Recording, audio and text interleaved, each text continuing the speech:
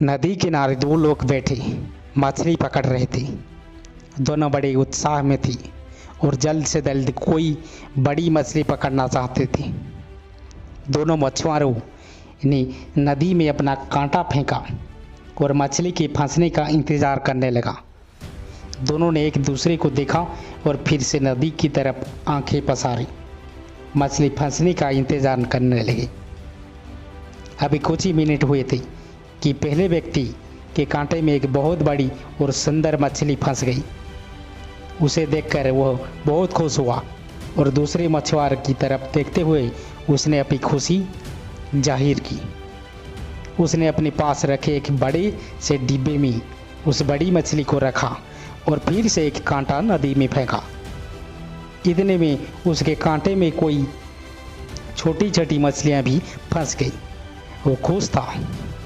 करीब 1 घंटे के बाद दूसरे व्यक्ति के कांटे में एक भी मछली नहीं फंसी। इसलिए पहले व्यक्ति ने कहा कि अगर कोई मछली नहीं फंस रही तो वह उसकी मदद कर सकता है, लेकिन दूसरे मछुआरे ने साफ मना कर दिया। कुछ ही देर में दूसरे मछुआरे के कांटे में भी एक बड़ी सी मछली फंस गई। उसने दो टूक उस बड़ी मछली को देखा और फिर से नदी में फेंक दिया। यह देखकर पहला मछुआरा बड़ा हैरान हुआ, लेकिन उसने कुछ नहीं कहा। देखते ही देखते दूसरे मछुआरे के कांटे में कई बड़ी मछलियां फंसी, लेकिन उसने उन सभी मछलियों को नदी में फेंक दिया। यह सब देखकर पहले मछुआरे से रहा नहीं गया और उसने उस दूसरे मछुआरे से पूछा, तुम्हारे कांटे में कई बड़ी और सुंदर मछलियां फंसी थी, लेकिन तुमने वो सभी नदी में फेंक दी, ऐसा क्यों? दूसरे मछुआरे ने जवाब दिया, वह सभी मछलियां बहुत बड़ी थी। मेरे पास उन्हें पकाने के लिए कोई बड़ा बर्तन नहीं है, इसलिए मैंने उन्हें नदी में फेंक दिया। मैं कोई छोटी मछली को तलाश में हूँ जो मेरे बर्तन में आसानी से आ जाए और जिसे मैं आसानी से पका सकूं।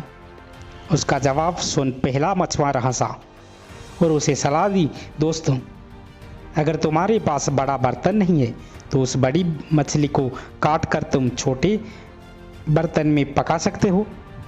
दोस्तों, हम में से ज़्यादातर लोग उस दूसरे मछुआरे की तरह है, एक बड़ा लक्ष्य हासिल करने की जिद में अपनी राह में आए छोटे छोटे मौके और अवसर को नज़रअंदाज कर देते हैं।